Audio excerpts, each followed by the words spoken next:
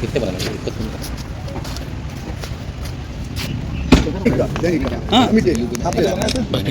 हो गया sir.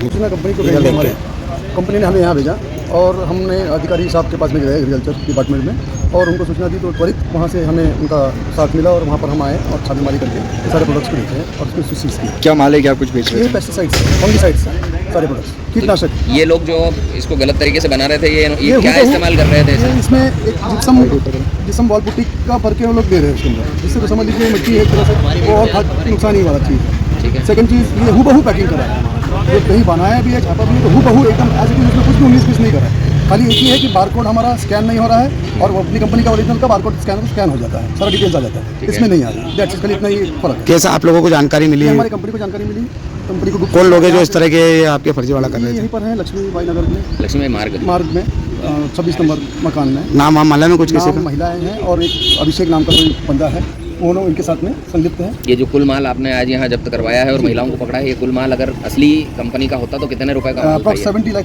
Almost 70 lakh रुपए से ज़्यादा का माल है। ज़्यादा। ठीक है। आप सूचना मिली थी कि नाहर दरवाजे के पास में किसी घर के अंदर जिप्सम जो पुट्टी और इस तरह के काम में आता है एक पदार्थ, उसको ये इंडोफिल एक कंपनी है और एक बायर कंपनी है, उनके रैपर उनके पैकेट इनके पास में रखे थे और उनमें ये भरने का काम कर रहे थे। और क्योंकि ये किसानों के प्रति बहुत बड़ी धोखाधड़ी है, किसान ये मान के चलेगा कि किसी कंपनी का माल या फंजीसाइड या इंसेक्टिसाइड को वो यूज़ कर रहा है, लेकिन ये तो कोई फसल पर काम करेगा ही नहीं। तो किसानों के साथ में धोखाधड़ी है, इससे फसल ख़राब भी हो सकती है और फसल में कीड़े बीमारियों का जो प्रकोप जिसकी भी दवाई डालने की प्रयास कर रहा है किसान, उसका असर ही नहीं होगा। तो कौन लोग हैं सर?